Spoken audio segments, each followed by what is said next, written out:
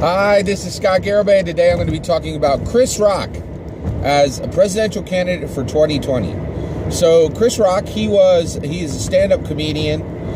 He's best known for Everybody Loves Chris, which was a television show that he never appeared on, but he did a voiceover in that, right? He created that show, and that show is a much beloved American sitcom.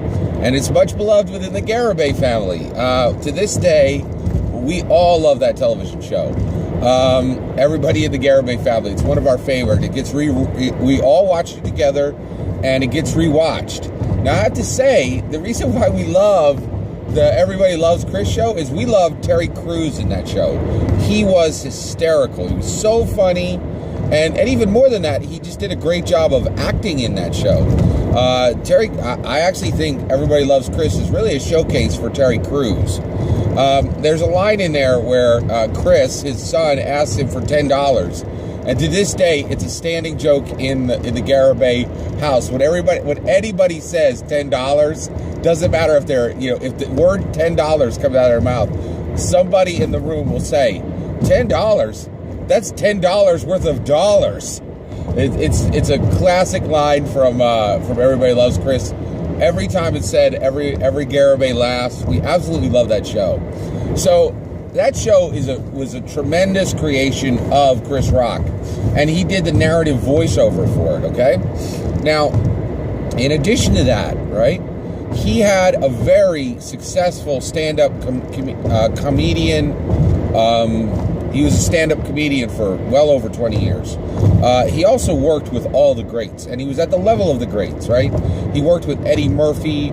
He worked with Richard Pryor. He was up and coming when comedy was huge. Comedy still is huge, by the way, but he had a really robust career in comedy. Now, let's talk about Chris Rock as presidential candidate.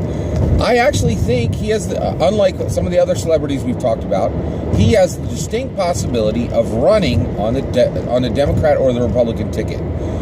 He has specifically expressed interest in running as a presidential candidate, but he has not been really vocal about 2020. So he's not announced yet, right? But it's possible he could be in the mix. Now, what does that mean? Where will he fall in the people we've talked about? So, in my opinion, the mega threats for the people who are going to be most dangerous, the most difficult to beat in 2020 are Oprah Winfrey, Dwayne "The Rock" Johnson, Leonardo DiCaprio, okay? But Chris Rock could run on the Republican or the Democrat side. I think his own personal politics would much lean toward the Democrat side. But like many other candidates, if he saw an opportunity, I think he could say, I'm going to sweep these issues off the table, and I'm going to run as Republican. It's possible. Now, here's the issue. I don't think the Democrats or the Republicans would take Chris Rock as a candidate.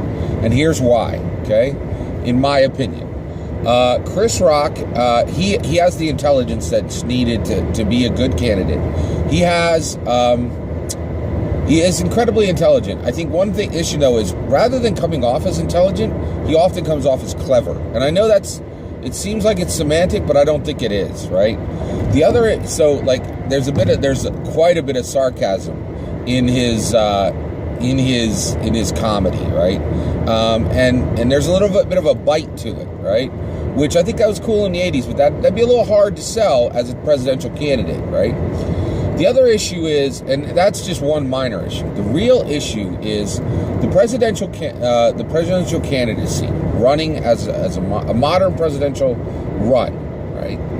What you're going to see there is a job interview, right? And any job interview, one of the scariest things and that job interview is first to convince the party to take you, and then put all their resources behind you.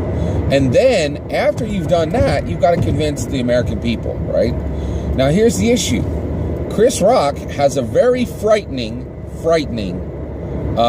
employment gap. That's the issue, okay?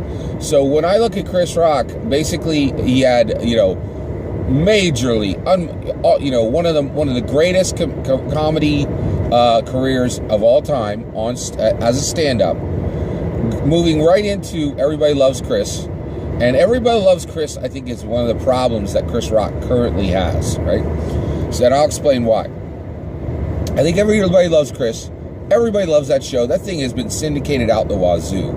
It's on 1 million channels, and I think he's getting a gigantic check every month from that show, which, good on him. He deserves every penny of that money, right? But if you look at what he's been doing, like 3, 4, 5 years ago, he put out Top 5, right? I like Chris Rock. I like his work. I'm a fan. I didn't see that movie, and I've never met a single person in my life who talked about that movie. Not one, right? And then that's it. Like, Chris Rock has not done anything significant since Everybody Loves Chris that I can remember, right? And so I think America's going to go, oh, are you just running for president because you haven't dove back into the Hollywood scene?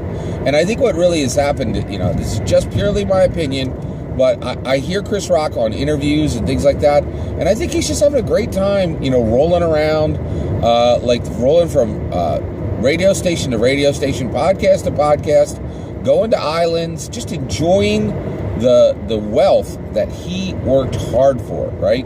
And there's nothing wrong with that, but I think it would hurt him in an election because people don't want a president who's like, oh, I'll try this out, right? They want to think that person was either one on a trajectory where they had to come down to being the president, and I think that's what a lot of people would think about both Oprah Winfrey and Dwayne "The Rock" Johnson. They'd be like, oh, you're on a meteoric rise in your career, and you're going to deign to run for president, right? It would be like them stepping down to serve the people, and that's just it. Is like, it feels to me like Chris Rock is coming off vacation, and I think both the parties and the people would respond poorly to that, right? I don't think I think he would be a good candidate. I think he definitely has the intelligence for it. He has some charisma, absolutely. He could do well on the run-up, but I really feel like it would really, like, people would be like, are you really interested in this job? And actually, that's a big deal now, right? And the reason why is, I think, one of the reasons why I'm talking so much about the 2020 election is I am dead on convinced that Trump will not run in 2020. And the reason why is, I think he is struggling with the loss of personal liberty, being the president. And then also, I think more than any time in history, being the president is an absolutely thankless job in America. Basically, no matter almost anything you do, people are going to be upset. And I think more and more it's become a thankless job. And that's just it. Trump is used to a very comfortable life. And I'm starting to get, the opinion that, the president lives in a panopticon. You literally are trying to make the whole country happy. And I'm really starting to think, for him, it's constraining. I think he just doesn't enjoy it, right? And so I think he's gonna bow out in 2020. He's gonna be a one-term president of his own volition, of his own choice, right? And so I think he'll bow out, and that is going to leave both slots. The Democrats are going to have a field of 16. I'm convinced of that. And the Republicans, man, I think they're going to get shot. I don't think they see this coming. I don't think Republicans are I hope they're getting ready for it, right? Because I really think that Trump will not run in 2020, right? The other thing I think that is going to be part of that is the strain of the job is just so high. And so really going forward, I think all presidential candidates should absolutely, when they begin their presidential candidacy, they absolutely must be between 40 and 60 years of age. No more, no less. It's critical. And the reason why is just the physical demands of the job. I think it just literally grinds your heart down, right? So that's all, that's my take. Chris Rock, I think I really like Chris Rock a lot. I think that gap in employment, it's a big problem. And the other issue is, as charismatic as he is, Chris Rock, compared to Oprah or Dwayne "The Rock" Johnson, he's just an also-ran. So that's my take on Chris Rock for 2020. Take care.